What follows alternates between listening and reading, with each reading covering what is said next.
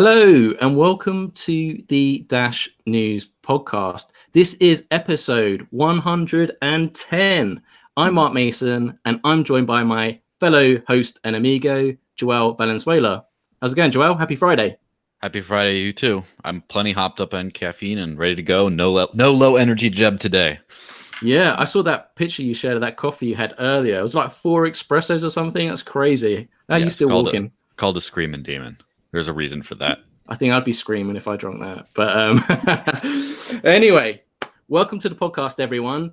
This week, we've got a really special episode. We have Lauren Murphy, who is the president and co-founder of Alt36. Welcome to the podcast, Lauren. Hi, thanks for having me. Excellent. So it's really great to have you on the podcast.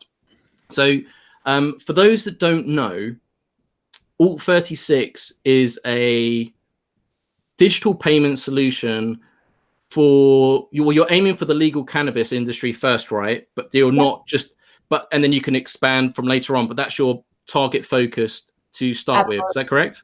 Yep. Yeah. So it's a mobile payments platform. Obviously, we're big partners of Dash. And that's really the reason why we're even able to build the platform. But we're really focusing right now on the consumer functionality within the cannabis industry. So cannabis is obviously the first because it has the biggest need and the biggest use case. So we're hoping with that we can really build utility from the Dash network or with the Dash blockchain and the Dash currency to show proof of concept, if you will. Wow. Well, so cannabis on my side of the pond is still a bit of a taboo thing. So you're going to have to educate me a little bit because I think in America it's on a state-by-state basis. And I recall reading your monthly updates in the Dash forums. And I think you got licenses for, is it three different states in America? Is that correct? Yeah, so it's actually, you have to get licensed or at least we do, on a federal level to do the transactions that we're doing. So we have to actually register what they call money services business. So that's just your federal registration. And then each state is really governed like its own country. So you have to actually get licensing within each state. And then each state's requirements based on you doing, it's called a money transmission license. And so each state's license application and their requirements and their guidelines are slightly different. And so that's kind of, we have applied in Arizona, we're approved, Oregon. Nevada is actually coming, it's taking a little bit longer.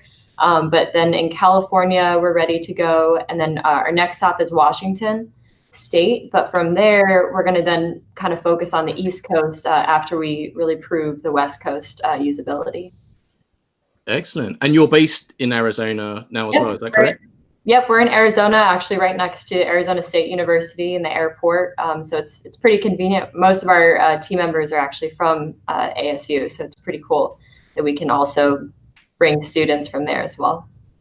Right, okay. Well, I want to start, because there's so much information to cover here. Yeah. And I want to start talking about the business model and the business use case, because although I'm looking from a distance and I'm thinking like cannabis dispensaries, so you've got the B2C, business to customer side, but you had the B2B, business to business. So you're kind of like a fully rounded solution for consumers, merchants, suppliers, distributors. Is that correct? Yep. So when we first started, we really wanted to tackle the problem head on because the cannabis industry, obviously cash is a huge issue. There are some pseudo solutions, I would call them non-compliant solutions, that are, doing, PIN debit deals, different credit cards, but they're not compliant and you end up getting shut down. And sometimes the merchant even receives fines from the card brands up to like 200,000, which could totally kill their business. So what we wanted to do is really bring a compliant solution for both the businesses to transact with each other, as well as accepting your consumer sales without having to have an ATM and all the security concerns and inefficiencies associated with cash. Interesting. Okay, right. Do you like role play? Because I think sometimes it's best to paint a picture. So my understanding from your updates and my colleagues in America is that the problem with the banking regulations in the States when it comes to cannabis dispensaries, it's only you can only pay in fiat, right? Only in paper money, like cash, right? Yep. That's my understanding at the moment. So let's do a role play so we can understand the consumer side and the value proposition of Alt36. So I put on this T-shirt today, just to surprise you, of everyone's favorite crypto YouTuber, cannabis advocate, Mr. Ken Bozak. So, Oh yeah. So you know him? We've talked on social media, I believe, or through all 36. So, Yes. as Ken is a big cannabis advocate, so Okay. as it is today, if he walks into a cannabis dispensary, he's like, "Hey, I'm Ken Bozak. How goes it? I'm here to talk about, you know, Bitcoin and Bitcoin accessories, and I'm here to pick up the usual." And then the cannabis dispensary is like, "Hello, Mr. Bozak, for the 5th time today. Is the usual? Is it? Yeah, bro. Yeah, puff, puff, bro. Okay, that'll be $100, please." And then he asks, like, "Okay, here's 100 fiat, dirty, germ-infested, dinosaur banker paper money. Here you go, take it."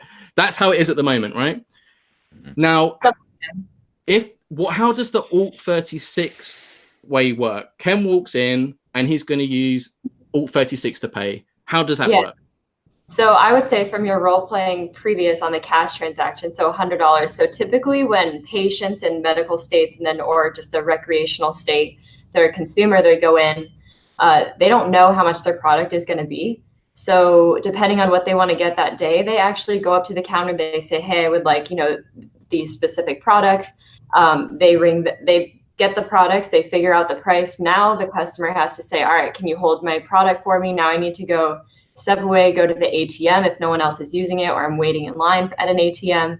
Then once I get up there, I take out the proper amount of cash that I need, go back to the bud tender, and then pay for my product, and then I walk out. So there's like those added steps, which create inefficiency, longer lines within a dispensary. With Alt 36, basically you can walk in, let's say you haven't purchased any product and you're not even a customer of Alt 36. What the bud tender would do, instead of you going to the ATM, they would actually just take your phone number, and then you would receive a text message. And basically you just put in your first, last name, email.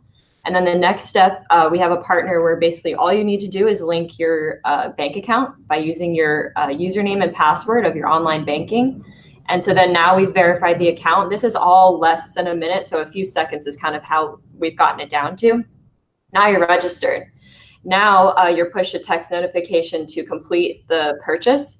You get a text, and then it says, "All right, my purchase is $150. And so I'm looking at it on my phone as a consumer and say, "All right, yeah, I want to pay." And then I put in my 4-digit PIN. When I set up, I forgot to say that step, but I put in my 4-digit PIN to verify that I am who I say I am. And then I hit submit, and then the transaction is complete. So it's taking the funds out of the account that you linked at the time. And the reason why we did it that way was really to create more consumer adoption in a seamless way. We also accept Dash as well, but we really feel initially that specific registration process will be a lot more easy to get consumers on the platform. Now, with Dash and the blockchain, really on every single one of those transactions, we took all of the really complicated blockchain stuff and put it on the back end, because merchants and bud tenders, consumers, it's very difficult to understand, and it's a learning process. So it's a lot harder to get customers to use it. So what we did is on every single transaction, as soon as that customer hits submit, we're also logging that to the Dash blockchain. And then the merchant also receives their funds in real time on the platform. So that $150 transaction, if they did want to cash out of that transaction, they could actually cash out to a bank account if they happen to have one, because there are merchants that do have, there are some merchants that do have bank accounts.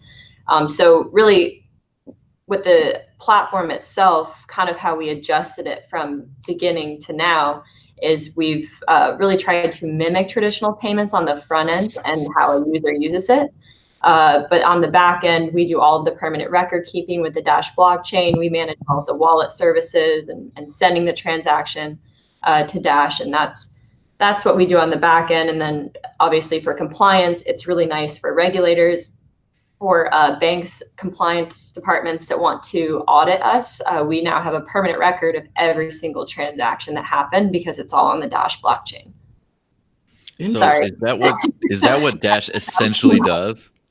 Is that Dash's component is essentially to just add that transparency bit that makes it easier for regulators? Or is there, because it seems like, the front end type experience there's a lot of bank to payment kind of thing. It's just which is what people are used to.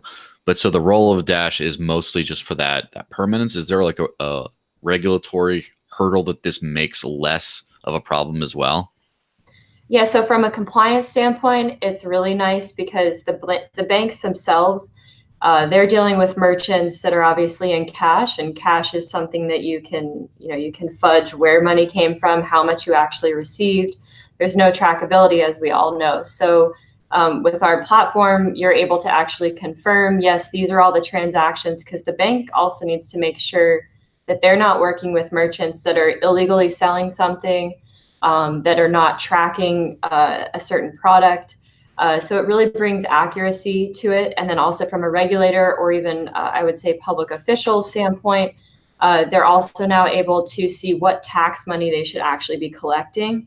So these are all additional things that we're going to be using the Dash blockchain for as well, where you can log how much tax funds that a specific merchant owes to the city or to the state. And so that's those are the partnerships that we're making on a compliance standpoint. And then obviously the merchant, it's a lot more easy for them to kind of, I would say, what's the accounting term, to solidify your books at the end of the day. So from the consumer perspective, just to rewind a little bit, so they don't have to download an application. It's all done via like a text message. Is that correct? Mm-hmm. So it's a web application. So, okay, because like traditionally when we're talking about like merchant adoption stuff, we always focus on like the point of sale and the terminals and that sort of stuff. So what does it look like from the merchant side? What do they have to install a specific terminal? Like how does it work from their side? So we're going with two different approaches with merchants. There are some merchants that want to use it, but their point of sale is not integrated, or their point of sale doesn't want to put us on their development timeline yet. So they're willing to do the standalone version. So they actually are still using their point of sale as they normally do. They log in the transaction. They also have what they would do on their point of sale. They hit alternative payment type because they do have that button on there. And then they would go to the Alt36 system, put in the customer's phone number. They would receive that text, and then they would go through with the purchase. They'd see on their end, they would see, okay, successful. Then they log it successful in the point of sale. So there is an additional step to doing a standalone, but it helps create for the merchant, they get more comfortable with it, and then they can actually be more of an ambassador to push their point of sale to integrate. The most seamless solution is if the point of sale is integrated. So we're looking to promote those point of sales that have integrated to our platform, where really as soon as the transaction, you get the product, it's $150. You do that text message all through the point of sale, so there's not that additional step. And then all of the, your accounting and everything is all in the point of sale. You don't have two different systems. Have you done any like group testing with actual like consumers that go to dispensaries as you call them like patients, right? So in Arizona, they're considered patients. Because I'm just guessing now. I've seen things on TV, but they have like these medical cards. I'm guessing it's different on a state by state basis. But like, have you tested groups and got feedback from your main target audience, really? Yeah, so we have a group of medical patients. There are some at the company as well that are medical patients. So they're continuously doing, for the last, I would say, 3 months, we've been going into dispensaries that are not using our solution, and kind of getting some feedback from the bud tenders, getting some feedback from the managers, and then kind of showing them how our solution works. And so that's really how we've been able to gather, I would say, these beta merchants that want to now start using it in a live scenario. So that we've also set up a mock dispensary here in our office. And so each morning we kind of go through at almost like a daily meeting. We go through as if there's like a line of transactions, and then there are new customers, recurring customers. So we've really tried to role play as well. And then the live scenario of the merchants here in Arizona, California, and Oregon, those will be able to get feedback real time. And then the ones in Arizona, at least, we'll also be going to and making transactions to getting feedback for ourselves, and then also get feedback from customers. Will I still be able to pay in Dash if I wanted to? Yeah, yeah, you will. Okay, interesting. Yeah, so that's the B2C side. Yep. But there's the B2B. Mm-hmm. Oh, actually, no, let's go back, because you mentioned about using Dash to kind of have the transactions on the blockchain. Is that where the partnership with Node 40 comes in? Because like they specialize in like accounting and tax and things like this. Is that what that partnership is about? Node 40 comes into play is they're really important for the capital gains loss taxation on the if a merchant wants to hold their Dash. So they can either convert it right away or they can choose to hold it if they're accepting Dash. So that's where our partnership with Node 40 is. And so we'll send them through the API integration, we'll send them those transactions, and then they'll be able to calculate what that merchant may owe in capital gains loss taxation at the end of the year. So the other business use case for the actual dispensary themselves is the B2B side, right? And I guess that's where the partnership with, is it WebJoin and CanTrade? Is that correct? So CanTrade's primarily B2B. We have a few other B2B partners that we're going to be announcing soon because as soon as they're done with their integration, we'll announce those. But on the B2B side, earlier this year, we kind of paused the B2B.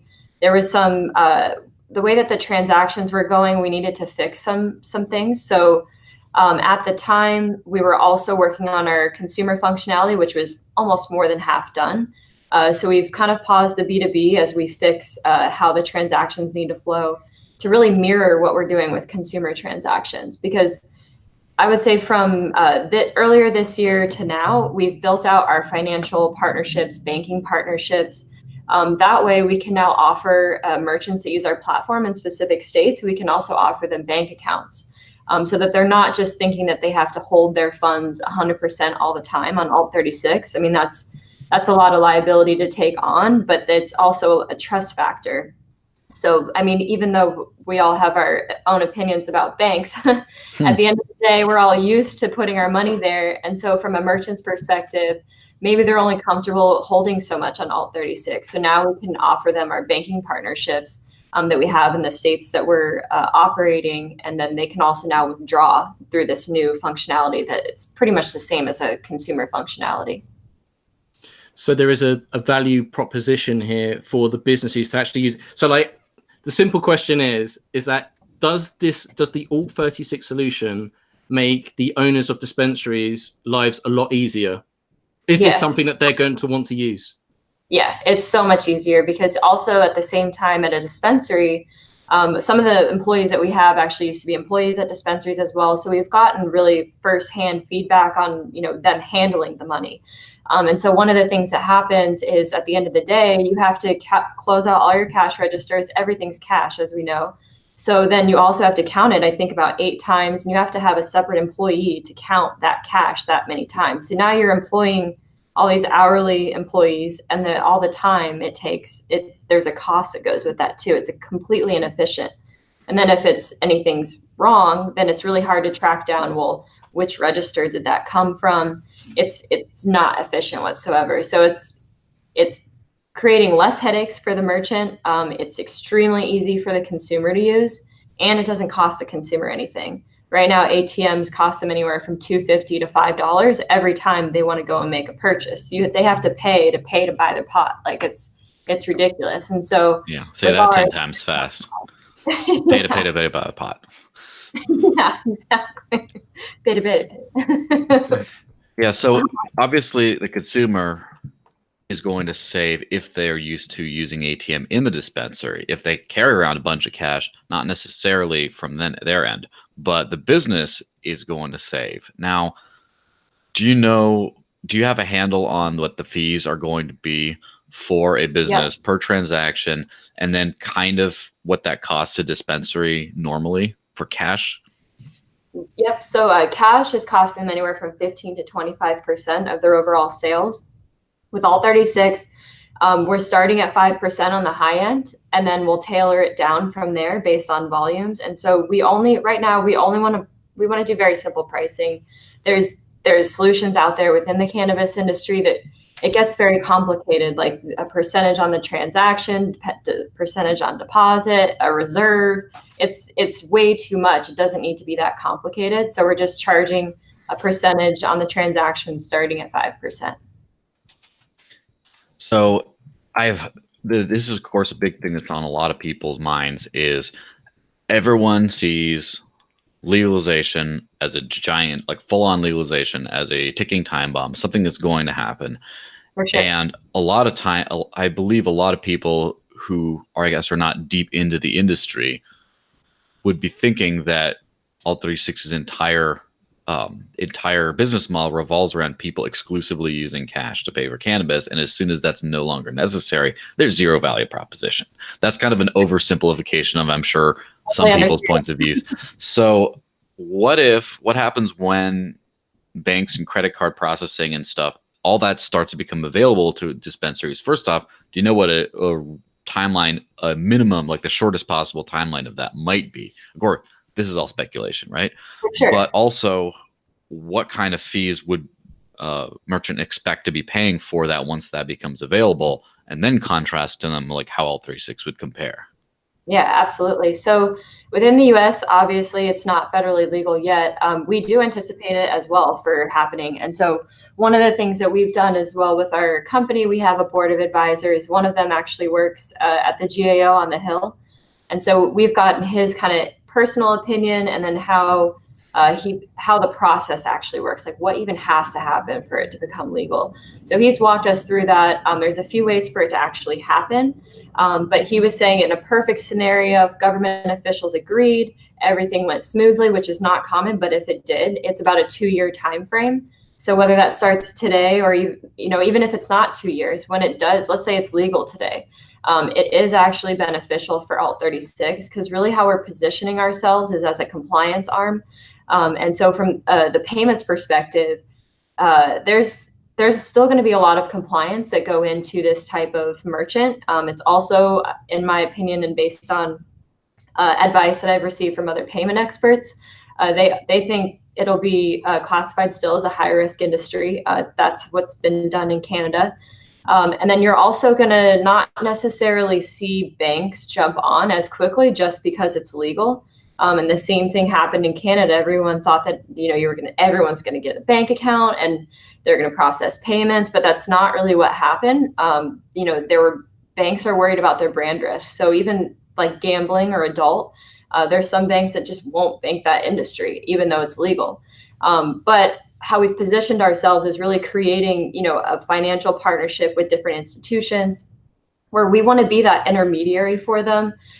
We want to log every single transaction. We want to make sure we're doing the proper KYC on these merchants. Even if it is legal, we still need to make sure that they're selling the proper product, that the proper type of transactions are going through our platform. So I would say approaching it from a compliance aspect, it does actually help us, because now we can create more partnerships. From a credit card perspective, we are not accepting credit cards today, but we are still building out that infrastructure. Our chief architect, he actually built one of the first payment gateways to enable McDonald's and Subway to accept credit cards. And then he went on to build Element. He also worked at EFSnet, which is a gateway that a big processor uses in the United States called First Data. And so we have a lot of the pieces put into place to help know how to support credit card transactions. And so that's what we're doing. As soon as it's legal, we'll be ready to do that. And then we'll also use Dash on that credit card transaction. What does that mean, use Dash on that credit card transaction? So similar to how we do it from a bank, when we debit a consumer's bank account through ACH, basically what we're going to, from there, we actually log that transaction to the blockchain. We'll do the same exact thing from a credit card perspective. The only thing that might change with credit cards that we'll have to look at kind of what our current pricing is for the merchant is credit cards have this wonderful thing called interchange, which is probably the biggest problem in the United States, not necessarily in other countries. The United States has about, I think, over 1,000+ interchange rates. So we'll have to kind of see how that pans out from a pricing perspective. But that would probably be the only thing that we would have to really hone in on and look at. But other than that, I think we're perfectly positioned to still work within the industry, because banks and other processors, they're going to be looking at who's in the industry today and who can we partner with that already is baked into all of these merchants, already has all these point of sale partners. They're not going to go off to those. They may go to one-off merchants, but they're going to look at who's really baked into the network. And I would say that's our goal. Sorry, go ahead. No, I was going to say, it's like, how easy is it to integrate for a dispensary to integrate the All36 solution as a dispensary, is it something that they can do by themselves, or is it something that you need to come and visit the dispensary and educate them on? I want to know how like scalable the solution is. Is it something they can do by themselves? Yeah, so if it's a point of sale that they're using, they can actually, we enable the point of sales to integrate to us for onboarding. We have an onboarding API where they can the merchant just logs in all the information. If they're already a customer of the point of sale, if it's a new customer of a point of sale, then as they're actually registering with the point of sale system, all that information will also get passed to us. So they'll only have to fill it out once. And then if they just want to do a standalone version, we have a link where they can register. The only manual part that does involve us actually going to a site is per our KYC and compliance. We do have to do site visits periodically. And so I would say that's a manual piece. But in the onboarding sense, it's extremely easy. Yeah, so one of the big advantages of cryptocurrency, or I would exclude Bitcoin from this today, but low fees and fast settlements. And so like one thing that especially the Dash network has been very excited about is full on all transactions, instant send by default, fully permanently settled, and chain locks, meaning more secure than possibly the Bitcoin network. And so it seems like, with all these kinds of fees, it seems like the more hops you can have purely in Dash, the lower the final fee can be. So when we're talking about, say, a 5% fee for a merchant, you should do all 36, 5% fee. Some of that is the customer's fee to buy Dash, and then some of that is the end conversion rate. It's all kind of baked into that 5%. And then, so first off, how soon do you think you'll be able to start providing a lower rate for consumers that provide their own Dash? They bring their own Dash. And then second, are there any plans on expanding Dash usage here to where now you get a business to receive in Dash transactions, and obviously volatility is an issue, but elect to not instantly convert some of that and use some of it to pay the bills, and then that transaction becomes a much lower fee, so they end up saving a lot more. So basically, what are the kind of plans to reduce fees by having more pure Dash on the whole chain of the transactions? So one of the things that right now it's just a flat pricing. It's whether it's 5% or 4%, it's just a flat pricing.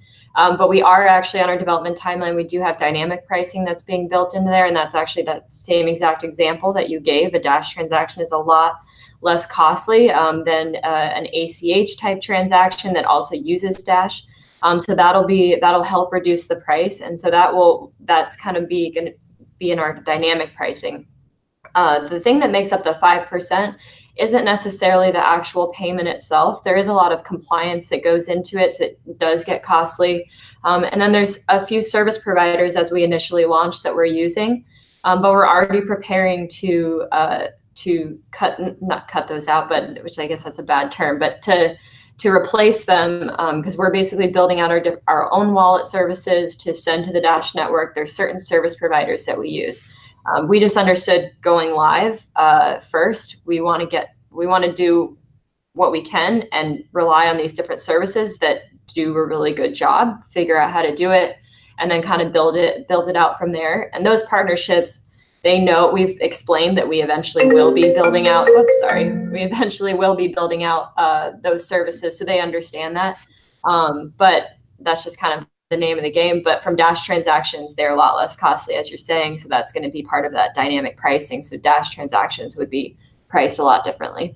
So at what point, I mean, obviously it's like the eternal question that the community has been asking since late 2015 is when's evolution? And it's always been hard to give that kind of a concrete answer, but what kind of time frame is a realistic estimate at this point for something like that to be implemented? So we're looking at first week of July is when we're going to be starting with the actual beta locations here in Arizona from a retail standpoint. With some of the partner integrations that we have, that will also be able to offer the online as well, like looped in with delivery, which is a cool thing because then the consumers don't even have to go there and they can go through the delivery system and just do the payment ahead of time. Typically how you would get your Grubhub or something like that. it'll be exactly like that. And then, the tips and everything like that, because that's another concern, that drivers aren't able to get tipped with certain solutions outside of cash. So we're building that in as well. Yeah. So as far as the dynamic pricing type thing, where merchants could realistically save money from receiving raw Dash transactions and possibly pass the discount on to the consumer, possibly not, at least advertise, we take digital cash. What is a good realistic time frame for something like that? I think a realistic time frame for that, because it is already on our development timeline, is probably about 60 days from now, because it already is on there. We're going to be using that dynamic pricing not just for that as well. There's other services as we add them in, like marketing and loyalty. We're going to look at, is there a reason to charge for something like that? So we just want the ability to do it. So I would say 60 days from now is a very realistic standpoint. But obviously with evolution, I know it takes forever, but we're also working with them on future stuff as well, but it is a ways out. Yes, of course. Now, as far as he said, there's a few beta locations coming in the first week. And so it's starting with a few in Arizona. And then where from there? What's the kind of because one of the reasons I like our merchants directory, Discover Dash, is it looks like we're taking over the world when these new markers start popping up everywhere. Yeah. So I always get excited seeing a bunch of markers everywhere. So what's that kind of the global dominance? What's the sort of conquest thing look like? A few markers in Arizona, and then what? Yeah. So in Arizona in general, like their structure with how the cannabis industry is handled in general is they're actually structured with licenses and ownership groups. So there could be actually a couple of locations under an ownership group. So we're starting with 3 ownership groups here in Arizona. The other cities and states that you should expect is in Portland, Oregon. We're going to be opening up. And then Oakland, California, that one is going to have a couple of locations there. Did you say they do cannabis home delivery before? They do cannabis home delivery. Is this normal for cannabis dispensaries, or is this like an additional service via another partner? So there's service providers that offer it, like there's delivery platforms. There's also some dispensaries that choose to do the service on their own. The big issue, at least here in Arizona, that we're seeing is that the dispensaries find it a high risk, too much of a liability to involve that with the cash transaction. Some are still doing it, but it is risky because they'll have a delivery, whether some of the product may go missing, some of the cash may go missing, or there's security concerns for the driver. That has all happened, but that's why they're super stoked with our solution. It's already paid. They already know that it's paid by the time that they're delivering the product. There's also no bailouts where a customer, they put in an order and they're just getting antsy and they're like, screw it, I'm canceling my order. I don't want to do it, because they haven't paid. So there's no accountability there. So there's a lot of cancel orders with cash delivery as well. So with us, that solves a lot of those issues. I'm really happy Joelle asked you previously about the banking regulations situation at the federal level. Now, correct me if I'm wrong, but from what you were just saying previously, it sounds like it's actually a distinct advantage for dispensaries to use the Alt36 solution as an advantage when it comes to compliance and banking regulations. Does it make their life easier? Yeah, I would say it makes their life a lot easier because you can link. There are merchants that have several bank accounts. Some, they have a relationship with the branch manager, and the branch manager sets them up an account. So they have several bank accounts and it's an accounting nightmare. So with us, they can actually just filter everything through our system, because you can link more than one bank account as a merchant if you need to withdraw funds. Now you don't have to have all these. It's helps their accounting tremendously and reporting, because they also have to go through audits periodically. I think it's every 3 to 6 months, maybe 6 months. They have an auditor that comes in from the state and reviews through everything. And if there's anything that's out of line or that doesn't make sense, there's issues that they have to deal with at that point. So from our system, it really does provide convenience, not just from the payment piece, but from like a compliance piece, like you're saying. There's one piece of the puzzle that I'm still not understanding. Can you help me understand? So Yeah. I recall you tweeting out a video on the official Alt36 Twitter account at a conference, and you were showing off the ATM. And I recall from a previous proposal on the Dash treasury, I think it's like funding for like 10 ATMs or something. How do the ATMs fit into this picture? So the ATMs is kind of it was definitely a struggle, because at the time that we submitted the proposal, it made total sense. This was actually when we submitted the proposal, it was actually before I think everything with like Uphold even came out, that they were doing the credit cards with Dash and whatnot. And then the Dash wallet, I think, or at least maybe on the Android, does it support credit card? Like it was before all of that. So we were thinking, well, how do we get these merchants if we can't get them to load their bank account or anything like that? How do we get these customers, how do we get Dash in their hands? And so that's where the ATMs came into play. So what we've done a lot of development on the ATM piece. The ATM that we were working with, we're working with the Lamasu. They have an open source software, so we have been working with that. We have a product built, but it's not ready to be, I would say, released based on kind of what our focus is now. But I don't think that it's something that we're going to not come back to. But there's been a lot of development done on the kiosk or ATM piece, because at the time it made total sense. But it's still not as seamless as we were originally anticipating.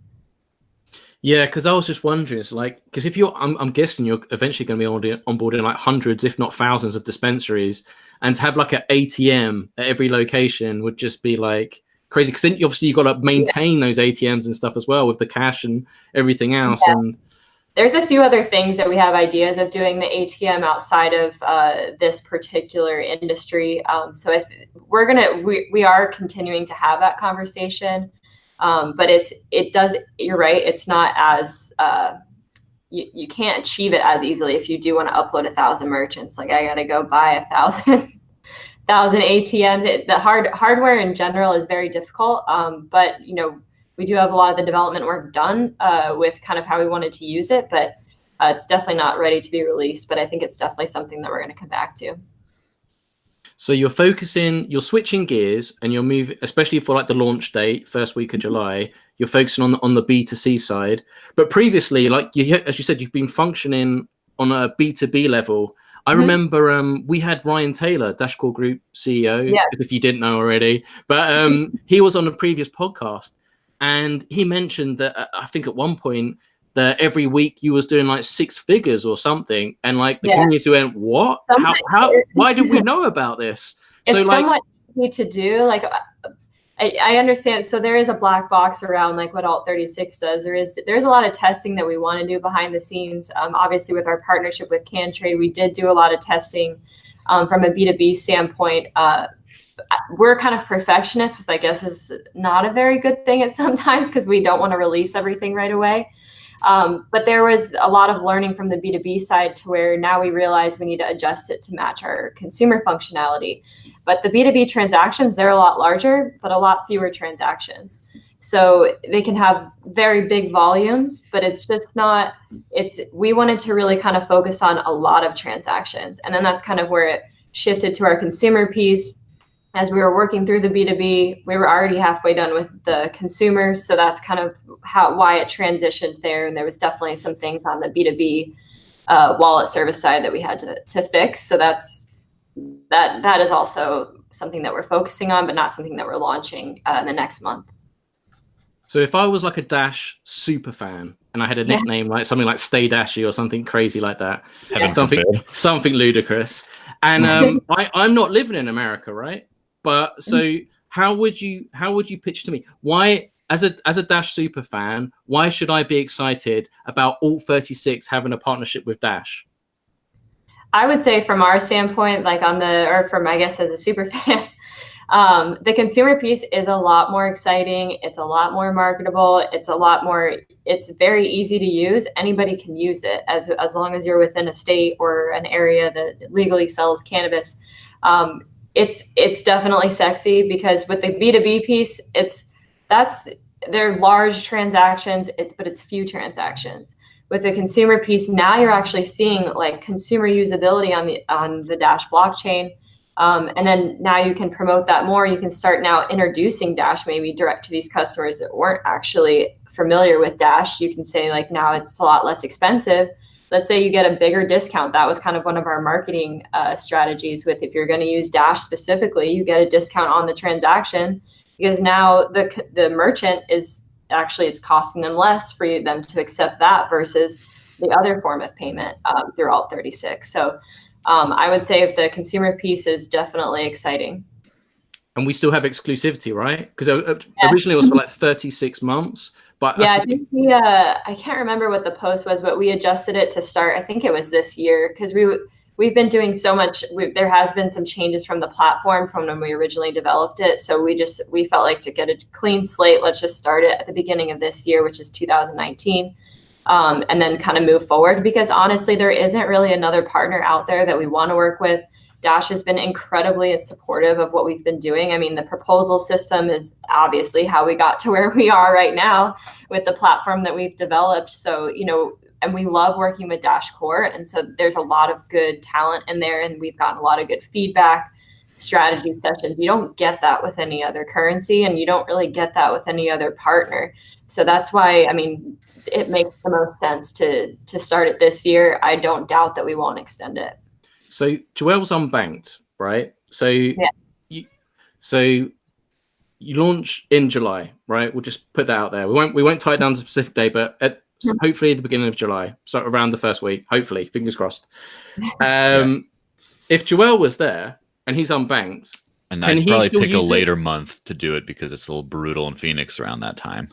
But like, because you were saying beforehand to go through the whole text setup and connect to a bank account, can he skip over that because he's unbanked, or would he have to set up a bank account to use it? Do you see where I'm coming from? Yeah, no, from that actually transaction flow, that includes the whole bank account setup. The other is the actual Dash transaction. So for the moment, you can pay with a Dash wallet. What we're looking to do, which we hadn't included in the functionality, but it's something that I've already mapped out. But it's basically where in that text message that you include with the customer, it actually pulls up, and because there is an integration, I believe, between there's an API for the Dash mobile wallet that you can do, where it actually pulls up that mobile wallet on all the transactions. So there's a way for us to send the text message and actually pull up the Dash mobile wallet, and then they can pay directly with that. So they don't have to go find it and figure out how much to pay. And that text message, it'll pull up how much they have to pay directly from the Dash wallet. You see any problems with that, Joelle? Seems pretty straightforward to me. Well, no, so let's phrase it in a much... we like doing these little like pantomime things because of the absolute idiot proofing that kind of provides. Because I'm not saying there's a lot of idiots out there, but I'm saying there's a reason why Apple became very successful in all their technology, because they just made it like really simple and stupid. So say I'm a crazy dude and I go find on Discover Dash, it just says, so such and such dispensary says, oh, they take Dash, this is awesome. So I come in, I'm like, oh, I heard you guys take Dash. I got my Dash wallet here. I want to buy your stuff. What do I do? What do I do from that point? What does the very patient, probably a little exasperated, but whatever, clerk tell me, who's educated on the issue? What do they tell me what to do, where I go from just having this Dash wallet here to going and purchasing some cannabis? So today they would actually have to show, so we do provide an area for them to show the actual QR code for you to scan. But what I was just describing is from the standpoint of how we currently work with linking your bank account. From, let's say that's working today, then that basically the bud tender would put in the person's phone number. They would receive a text message. It would pull up the Dash wallet, with the amount that they need to pay. And then they would hit send as you normally would do on your Dash wallet. And then the merchant would then see a response on their screen that the transaction is successful. So either way, you can pay with the Dash wallet in that scenario. So it would go via SMS to the phone number.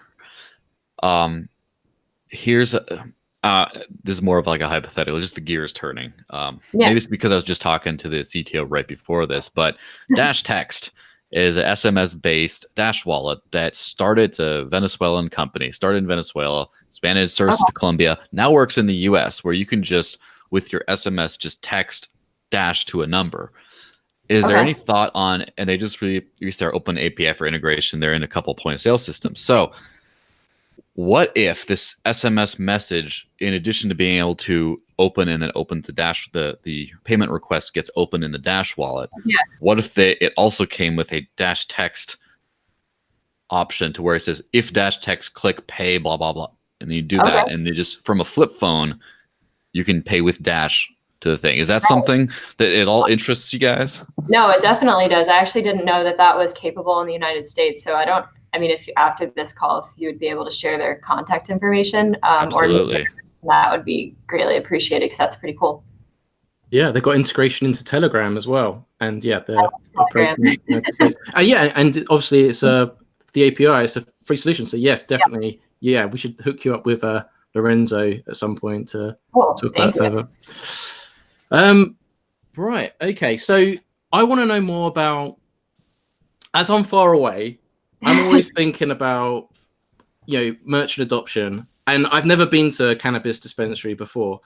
So when you launch, do you have like a strategy to encourage adoption? Like, how are you going to get people to use it? Like, are you going to have a little, are you going to be there on site to like help and assist people just then to initially in Arizona? So what we're doing, we are putting together a marketing toolkit for merchants, which will be, you can use that and really merchant in any state. But what we're doing with the merchants here in Arizona, we are actually going to be at the locations, because obviously we want to get firsthand feedback. We want to educate them in a simple way to basically download this. It's easy. You don't have to go to that stupid ATM. You don't have to charge $5. You don't get charged $5.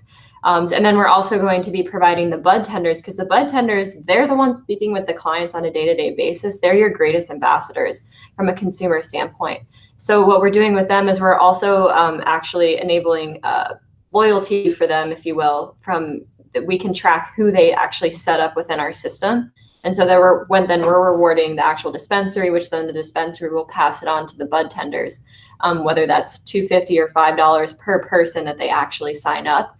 And so from a bud tender, they make minimum wage. So that's hugely beneficial for them. And then the other piece is that the tip functionality. They do have tip jars at the actual dispensaries here in Arizona, I know. And so from a tip functionality, now they can actually get tipped right away on that transaction, and we can actually send it to their bank account if they happen to be a customer on our system, or the dispensary can pay them out within their paycheck, however they want to do it.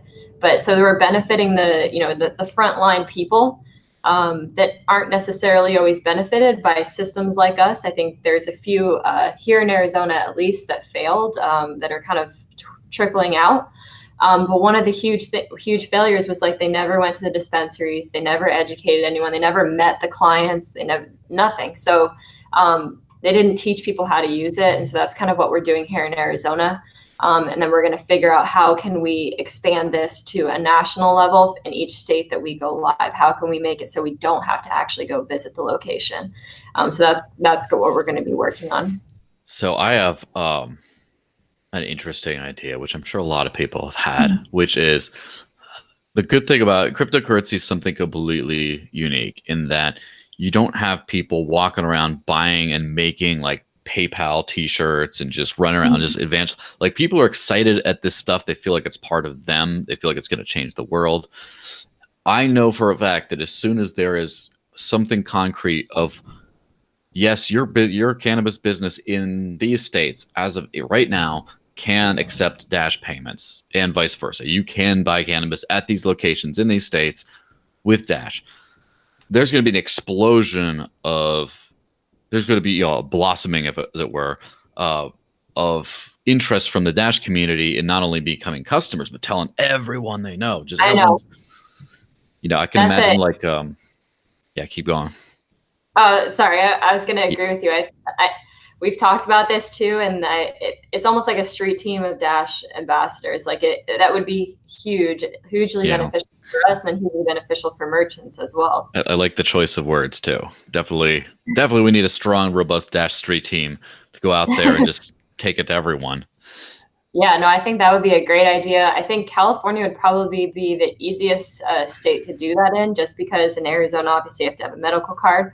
But if there are those Dash ambassadors here that do have medical cards, I think that would be a great solution as well. Yes, absolutely. Do cannabis dispensaries use e-commerce solutions, and does Alt36 support that?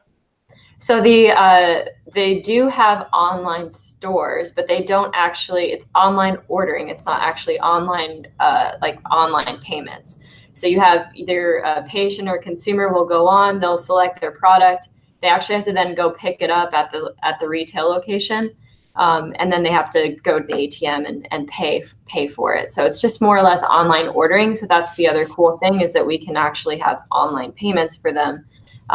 Whether it's their online store or as soon as an online order comes in, they actually then triggers their delivery system. Excellent.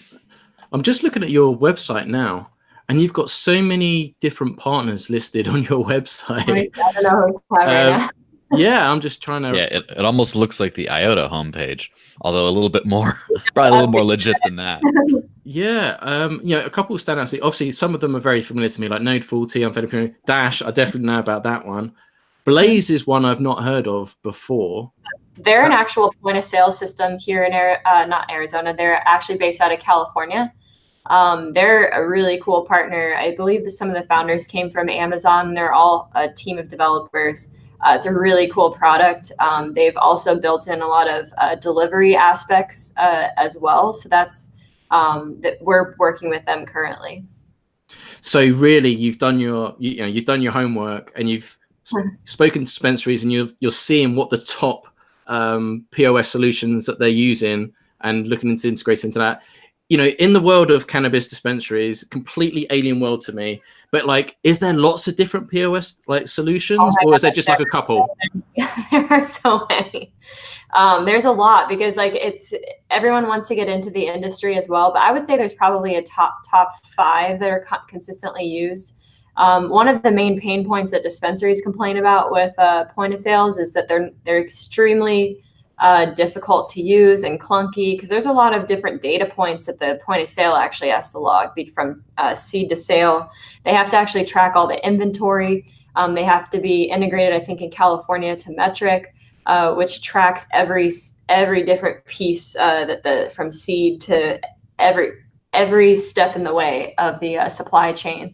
That everything is tracked. So they have to integrate to a lot of systems. So what we're trying to do is kind of integrate with ones that really have a big piece of the market, and then also really cool ones that seem very simple to use, so that we can help endorse that and get merchants on those.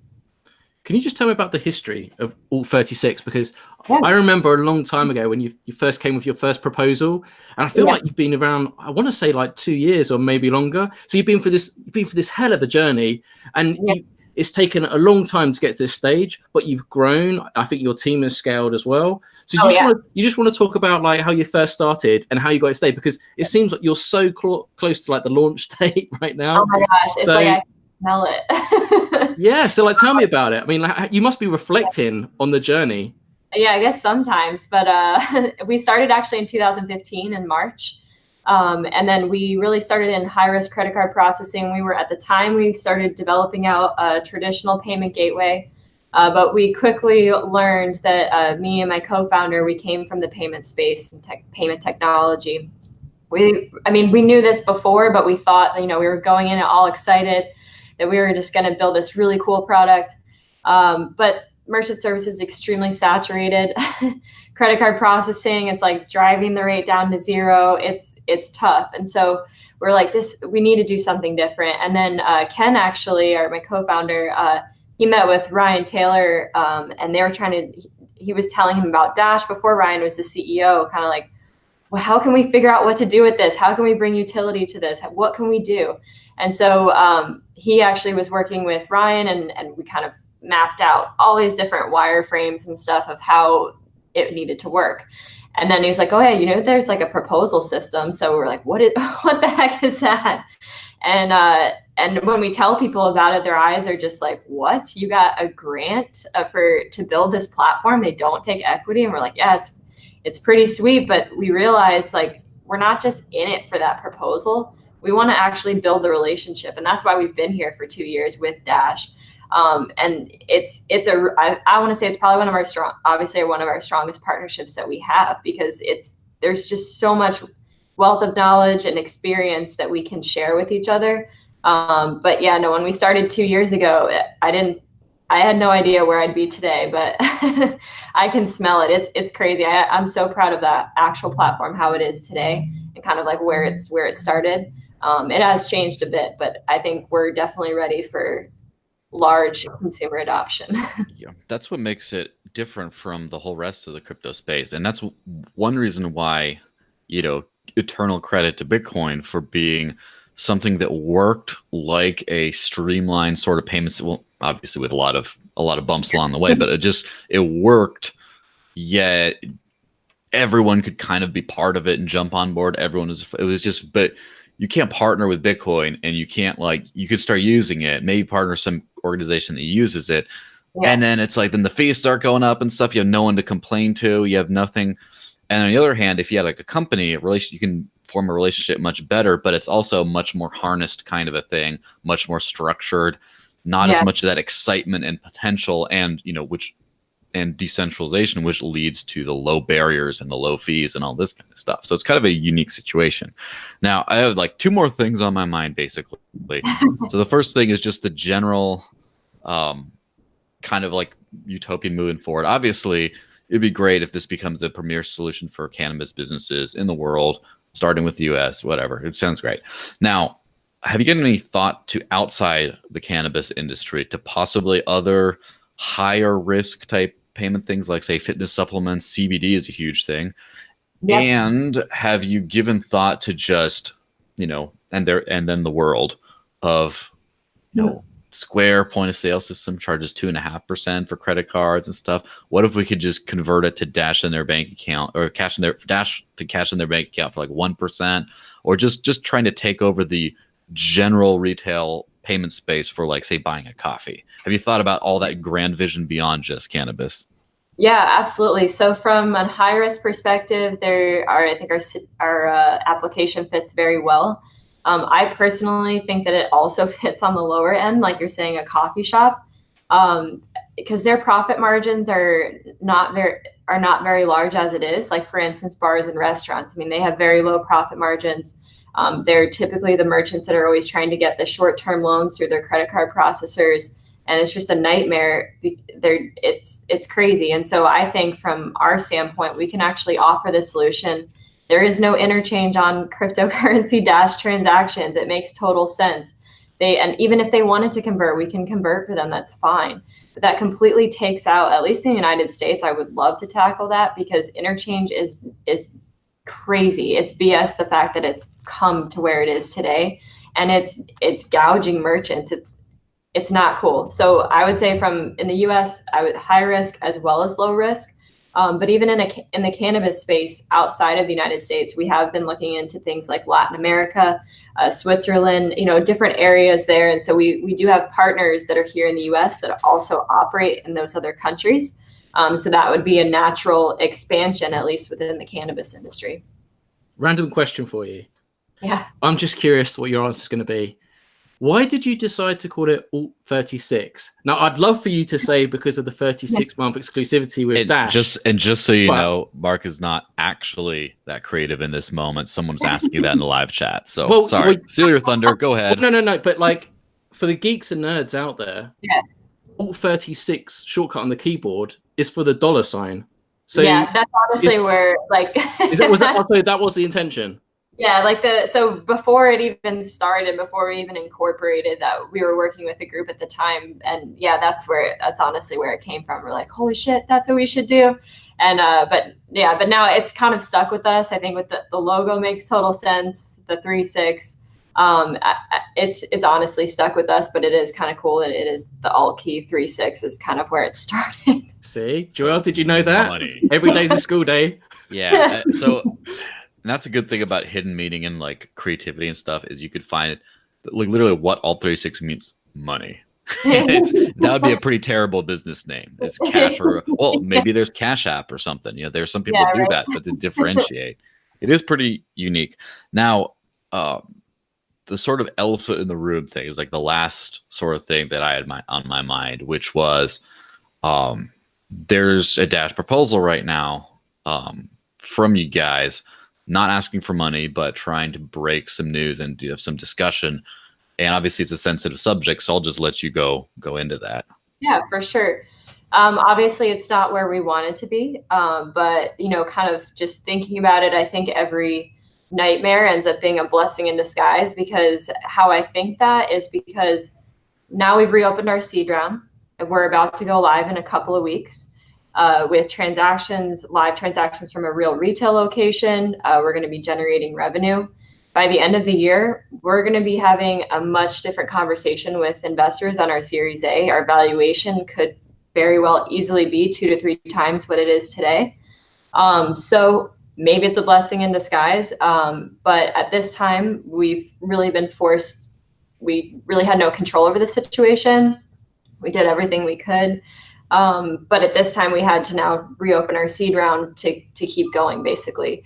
The investor that we were working with, it just didn't work out I'm not quite sure why in a professional sense at all, but that's fine. What we need to do is just always moving forward. And I think that's kind of a motto that we have as a company. Not really muddle in the past. So the proposal is up right now. We are still entertaining conversations on the Series A, but I think our current focus today, from a few months from now, is really our seed round. So we're raising anywhere from $50,000 to $500,000 from individual investors. Our goal is to get up to $1 million, but that will really get us to that point where we can start having those conversations with Series A. It'll get us to that point where we're generating a wealth of revenue, and so that's kind of the current position. I have been trying to answer as many questions as I can on Dash Central, the proposal system. I do understand that, there is this black box around Alt36. We've tried to keep things behind the scenes as much as possible before we're ready to present it. But the team just felt we really need to let the network know if anyone wants to participate.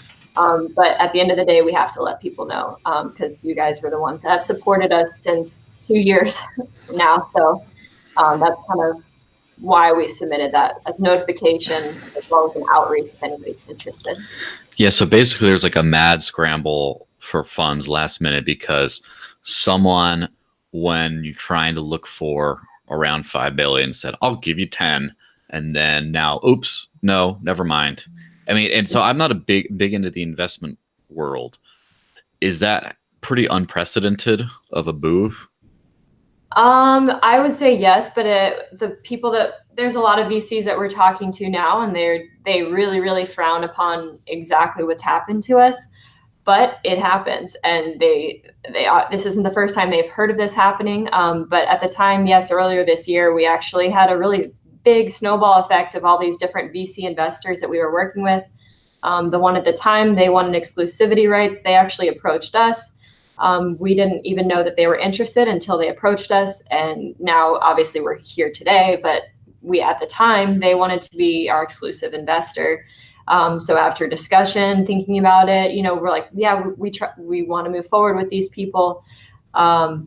Obviously that didn't happen, but at the time we had to let people know that we were pretty far in discussions with, but this just for whatever reason seemed like it was much further along than where we currently were.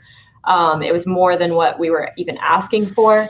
So yeah, we had to let the other people know, but we've since started those conversations up again. And now we're kind of seeing where that goes. It's just not the most ideal situation if the day that you think that it's coming into your bank account, it's not.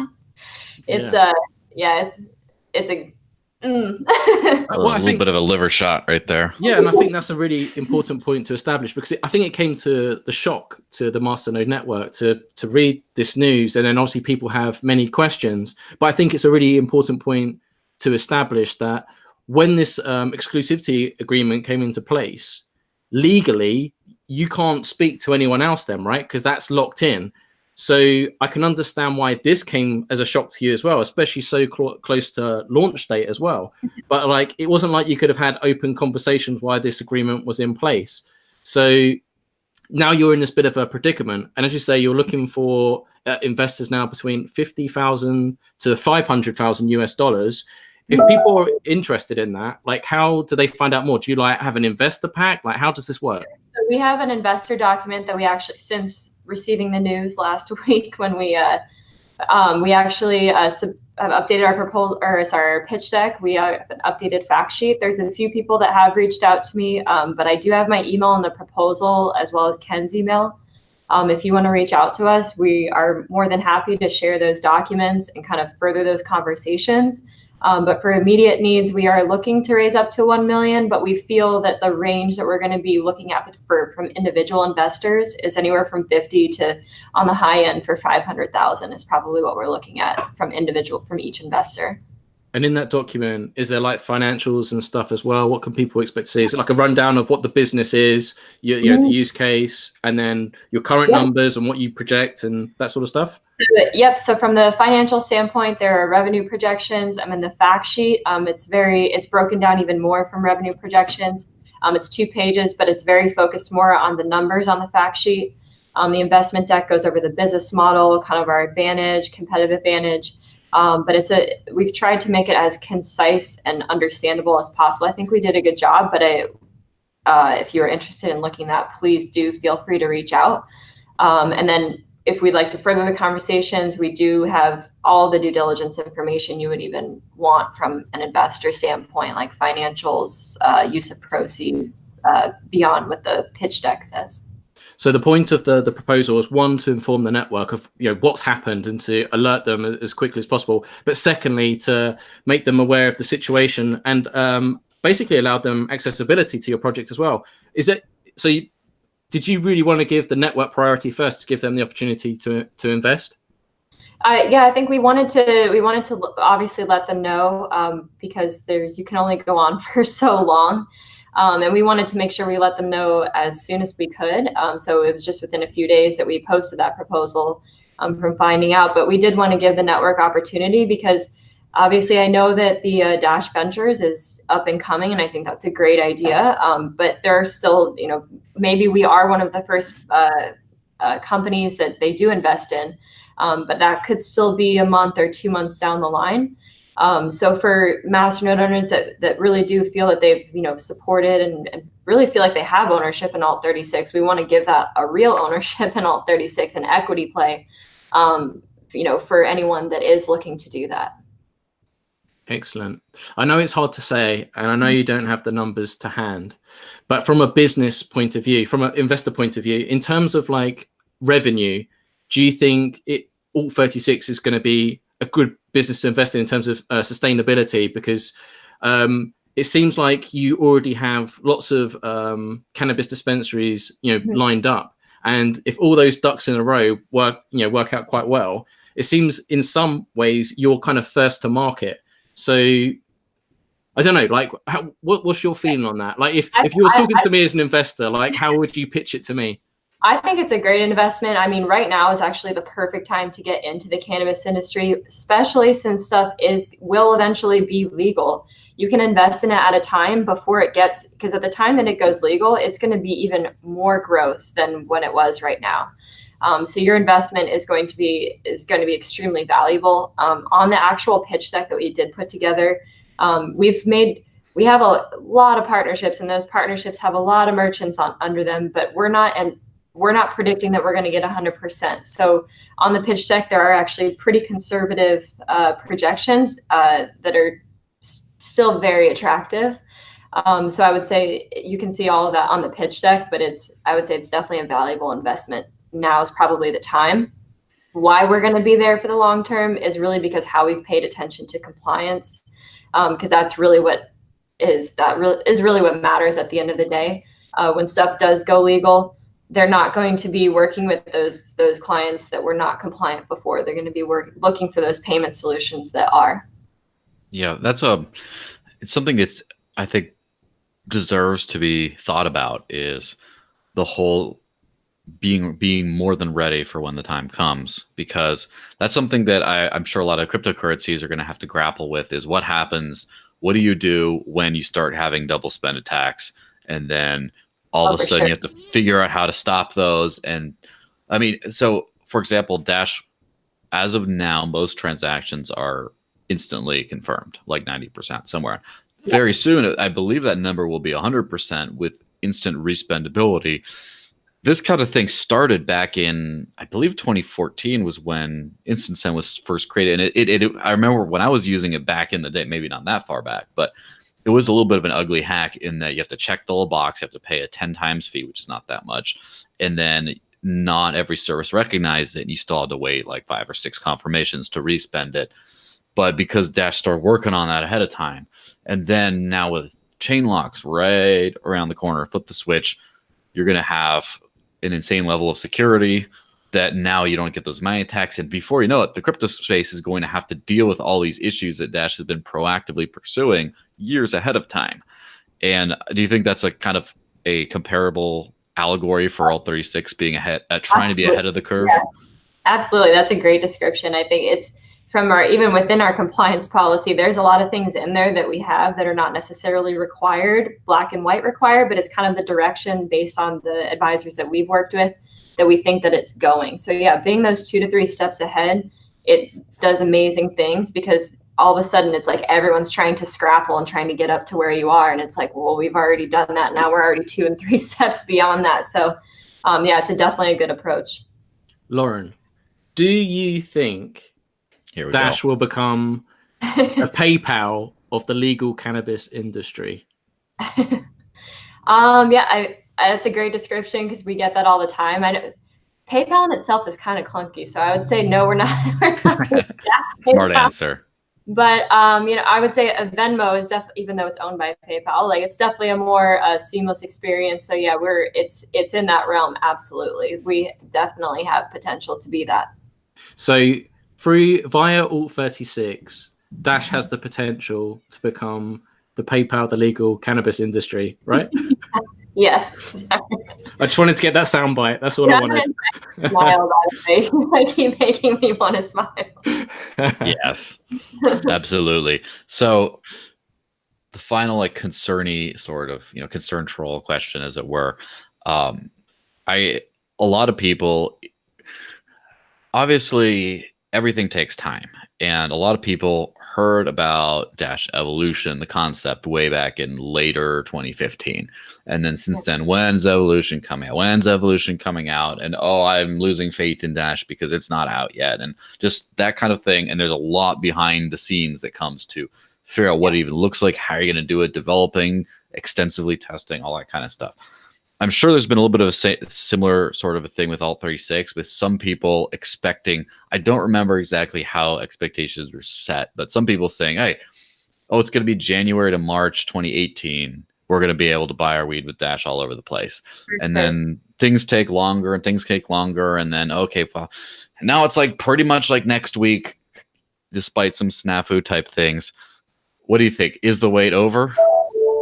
I think it is, for sure. I mean, the wait in general, the platform was actually developed and hit all the timelines that we were supposed to hit.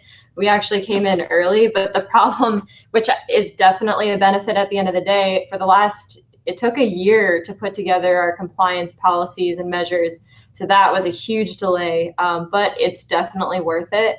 So I would say, yeah, no, the wait is definitely over. I'm so excited. That's everything is in place, and that's why when the investment fell through, we're like, no. So that you can smell it. It's literally there. Yes, smells pretty dank, huh? So hopefully this is not going to be some sort of thing that needs massive amounts of investment to maintain.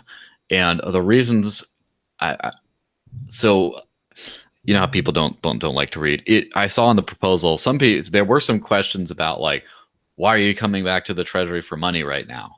And they're like, yeah, you didn't read it. We're not asking. It says 5 dash. We can't. Okay, whatever. There's a little bit of that going on, but yeah. I know that there's been, plenty of proposals in the past that have said, like, we need a lot of money. And then eventually it's like, well, we're about to launch. well, how much is it going to cost to launch? And then how much is it going to cost to keep this thing alive through, because investment is like subsidies, basically. It's like pre-subsidies. So then afterwards, it kind of comes back.